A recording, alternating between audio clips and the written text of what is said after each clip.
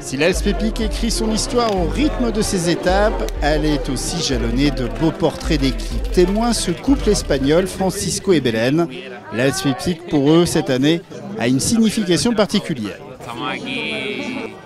Gracias a Hutchinson y es una historia maravillosa porque empezamos con ellos a correr la Andalucía by Race y a raíz de ahí tenemos un vínculo muy bonito y nos ofrecieron estar en Epic y antes de venir hemos contraído matrimonio y estamos de luna de miel, así que estamos disfrutando mucho y en unos parajes maravillosos.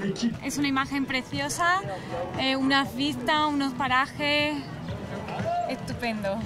L'étape du jour va être longue, très longue, 77 km avec plus de 3000 mètres de dénivelé. Pour les traquer, cette année, l'organisation a fait appel à deux systèmes. Des smartphones cross-call et il y a la balise de tracking d'Haute Vision. Le principe, c'est surtout pour l'organisation, avoir un outil de sécu pour situer l'ensemble des équipes.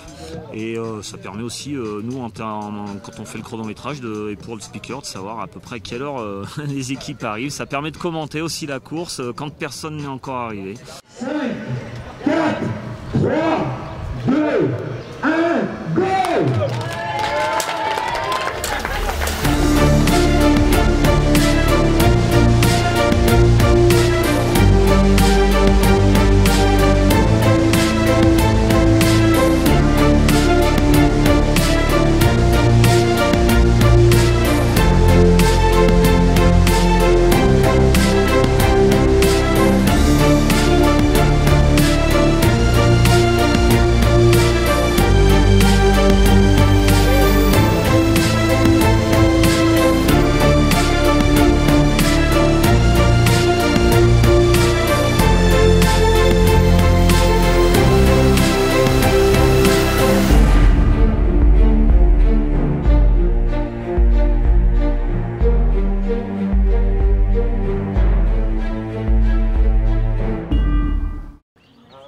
Pendant ce temps, au village de l'arrivée, c'est l'effervescence. Il faut que tout soit prêt avant midi.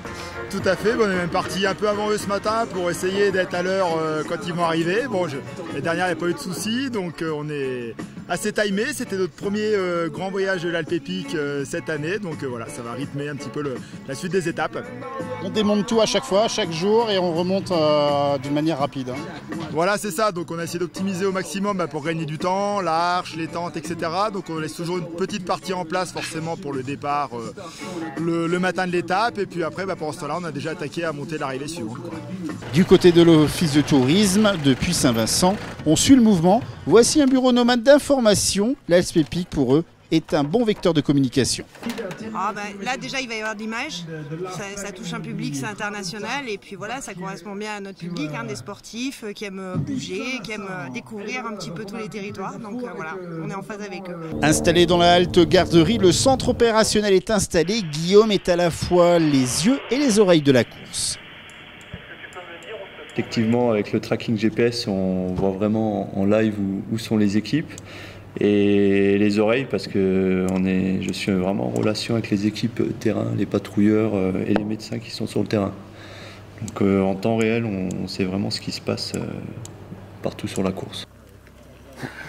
Retour sur la course, les leaders et leurs dauphins font course commune jusqu'au col de l'Échaudat, où les leaders décident d'attaquer. À l'arrivée, ils comptent plus de 8 minutes d'avance au prix d'un effort immense et palpable. Ils n'en reviennent pas. Quelle course. Alors on a évidemment les yeux rivés sur la suite. Je crois qu'on est passé par plein d'émotions pendant la course. Au début de la course, on a pris la première descente, c'était un peu compliqué, on s'est un peu perdu et on a perdu du temps.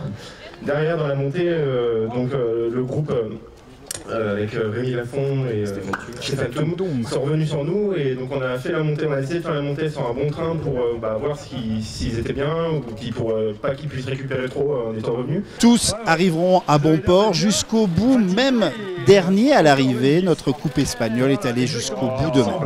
C'est ça qui fait plaisir aussi. Physiquement, vous m'avez un peu haï. Espectacular, los paisajes preciosos.